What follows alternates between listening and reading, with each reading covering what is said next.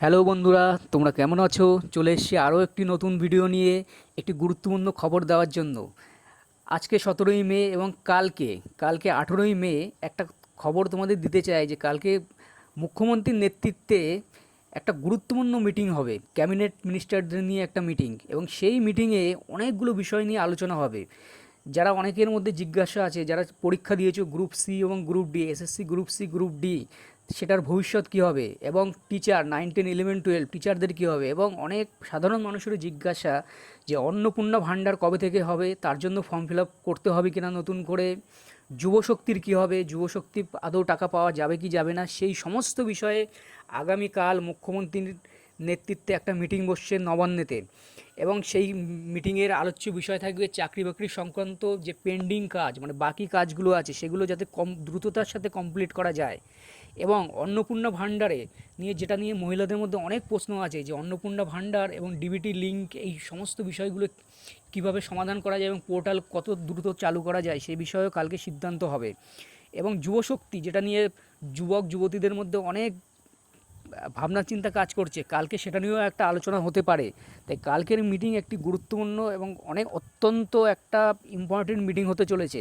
তোমরা জানো যে এখনও রাজ্য সরকার যে এসএসসি গ্রুপ সি এবং ডি পরীক্ষা নিয়েছিল, তার এখনও রেজাল্ট বেরোয়নি। তাহলে রেজাল্ট কবে দেবে? ইতিমধ্যে জানো যে তাদের ওএমআর শিট টিচারদের দিয়েছে, এবং গ্রুপ সি এবং ডিদের ওএমআর এখনও কিন্তু বার করেনি।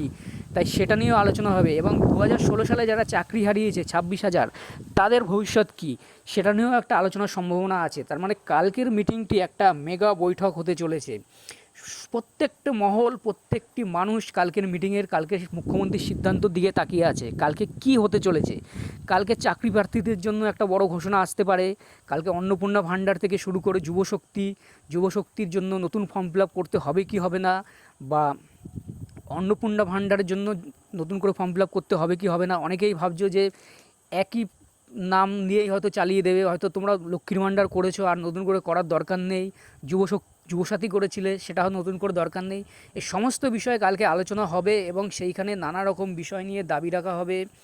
এবং বিশেষত যে ভিডিওটা আমি করছি, যে গ্রুপ সি গ্রুপ ডি কর্মচারী যারা 2016 সালে চাকরি হারা, তাদের ভবিষ্যৎ কী, তাদের যে দাবিগুলো রেখেছিল মুখ্যমন্ত্রীর কাছে, মুখ্যমন্ত্রী সেইগুলো নিয়ে আলোচনা বসতে পারে। এবং যত দ্রুত সম্ভব রাজ্যে যতগুলো নিয়োগ আটকে আছে চাকরির পরীক্ষা সংক্রান্ত, সেগুলো কালকে খুব দ্রুত যাতে সমাধান হয় সেই বিষয়ে আলোচনা আসবে।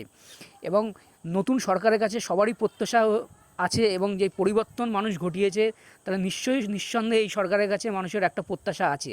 তাই কালকের মিটিংটি অত্যন্ত গুরুত্বপূর্ণ। কালকে দুপুর 2টোর সময় হয়তো বা বিকেলেই জানা যাবে যে কালকে কী ধামাকাদার সিদ্ধান্ত নিচ্ছে আমাদের মুখ্যমন্ত্রী শুভেন্দু অধিকারী।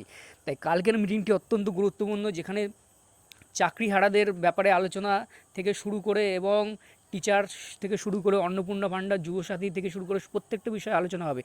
এটুকুই জানানোর জন্য আজকের এই ভিডিওটি আমার করা। তাই কালকের মিটিংয়ের দিকে সবার নজর থাকবে, যে কালকে কী ধামাকাদার চমক উঠে আসে, এরই অপেক্ষায় আমরা থাকলাম। আর আমার চ্যানেলের পাশে থেকো তোমরা, প্রত্যেকে আমাদের চ্যানেলের পাশে থেকো, এবং আমার চ্যানেলে লাইক ও সাবস্ক্রাইব করে দিও।